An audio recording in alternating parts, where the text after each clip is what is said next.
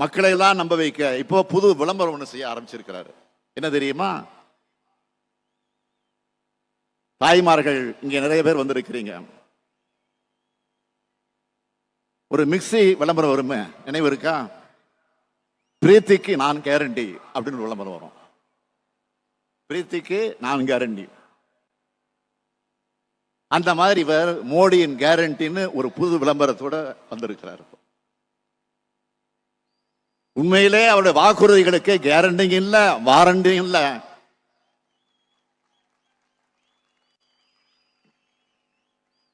பிரதமரா நாட்டு மக்களுக்கு நல்லது செய்ய சொன்னா 10 ஆண்டுகளாக சொன்னதை எதையுமே செய்யாம சேல்ஸ்மேன் மாதிரி கேரண்டின்னு விளம்பரம் பண்ண உங்களுக்கு வெட்கமாக இல்ல? அவருடைய கேரண்டியுடைய லட்சணம் என்ன? வெளிநாடுகளில் பதுக்கி வைக்கப்பட்டிருக்கக்கூடிய கருப்பு பணத்தை மீட்டு எல்லோருடைய வங்கி கணக்கிலையும் 15 லட்சம் ரூபாய் போடலாம்னு சொன்னார. 15 லட்சம் இல்ல, 15,000 போட்டாரா?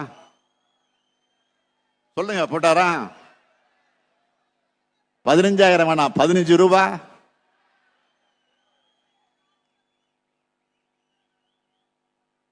அது மாதிரியான கேரண்டியா? இல்ல ஆண்டுக்கு 2 கோடி ரூபாய், ஆண்டுக்கு 2 கோடி பேருக்கு வேலை வாய்ப்பு கூட உருவாக்குவேன்னு சொன்னார. என்ன ஆச்சு? இல்ல. உலக தொழிலாளர் அமைப்பு நேற்று அறிக்கை வெளியிட்டு இருக்கிறதாக இன்னைக்கு ஒரு செய்தி வந்திருக்கு. இந்தியாவிலேயே வேலையில்லா திண்டாட்டத்தால 83 விழுக்காடு இளைஞர்கள் பாதிக்கப்பட்டிருப்பதாக அந்த அறிக்கை சொல்லுது. இதுதான் மோடி சொல்ற கேரண்டியோட லட்சணம். புதுசா வாக்குறுதி கொடுத்தா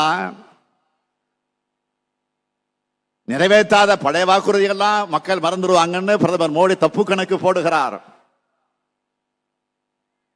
பிரதமர் மோடி அவர்களே, தேர்தலுக்கு தேர்தல் நீங்கள் வெறும் வாயால் வடை சுடுவீங்கன்னு மக்களுக்கு நல்லா தெரிஞ்சு போச்சு. தமிழ்நாட்டுக்கு ஒண்ணுமே பண்ணாம 10 ஆண்டுல ஒரு சிறப்பு திட்டத்தை கூட நிறைவேற்றாம அறிவிச்ச எய்ம்ஸ் மருத்துவமனை கூட கட்ட தொடங்காம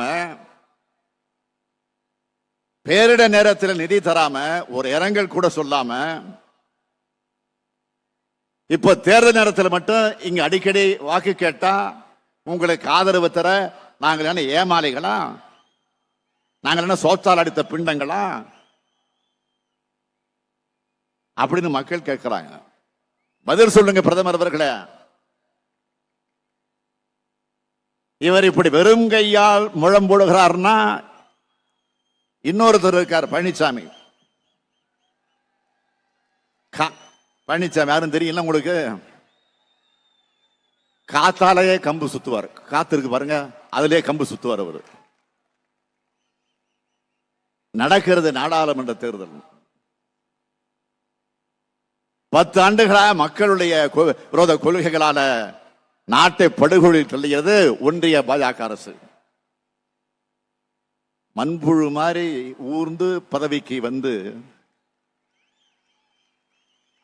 பதவி சுகத்துக்காக பச்சோந்தியாக மாறி பாஜகவுக்கு பார்ட்னரா இருந்து தமிழ்நாட்டு உரிமைகளை அடகு வச்ச பழனிசாமி கூட்டணியில் இருந்து வந்துட்டோன்னு கபட நாடகம் நடத்துகிறார்.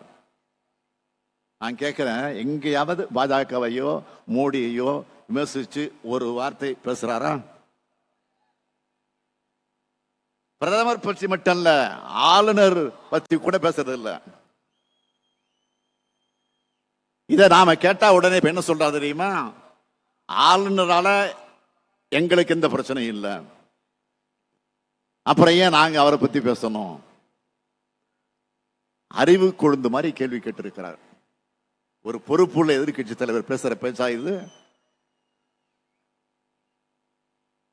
ஆளுநரால இந்த தனிப்பட்ட ஸ்டாலினுக்கோ திமுகவுக்கோ எந்த பிரச்சனையும் கிடையாது. அவருக்கு எங்களுக்கு என்ன வாய்ப்பு தகராறா? பாகப்பிரிவினை தகராறா? பங்காளி தகராறா? சொத்து பிரச்சனையா?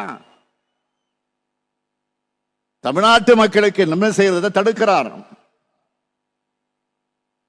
தமிழ்நாடு சட்டமன்றம் நிறைவேற்றி அனுப்புற சட்டங்களுக்கும் சட்ட முன்னோடிகளுக்கும் அனுமதி அளிக்க மறுக்கிறார். இதுதான் எங்களுக்கும் அவருக்குமான பிரச்சனை.